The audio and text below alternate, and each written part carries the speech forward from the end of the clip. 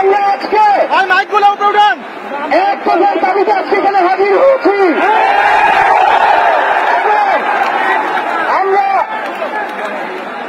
জীবনের নিরাপত্তা, বাংলাদেশের মানুষের জীবনের নিরাপত্তা, সমাজের ন্যায় বিচার প্রতিষ্ঠার জন্য আমরা এক দফার সিদ্ধান্তে উপনীত হয়েছি। এই সরকার কোনোভাবে আর এক মিনিট ক্ষমতায় থাকার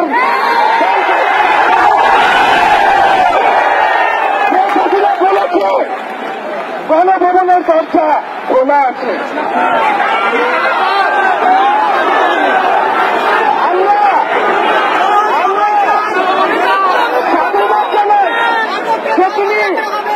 বুঝতে পেরেছি যে গণভবনের দরজা খোলা রাখতে হবে।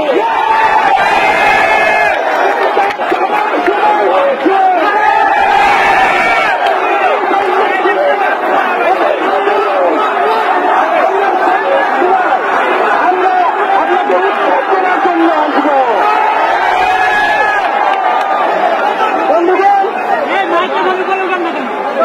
আমরা খুবই স্পষ্ট কথা, শুধু শেখ হাসিনাকে পদত্যাগ করলেই হবে না। এই যে খুন, লুটপাট, দুর্নীতি এই দেশে হয়েছে তার বিচার হতে হবে। আমরা পদত্যাগ দিয়ে তাকে কোনো এক্সিট রুট দিতে চাই না। তাকে পদত্যাগ করতে হবে, বিচারের আওতায় আনতে হবে। এবং শুধু শেখ হাসিনা নয়, পুরো মন্ত্রী পরিষদ, সরকার সবাইকে পদত্যাগ করতে হবে।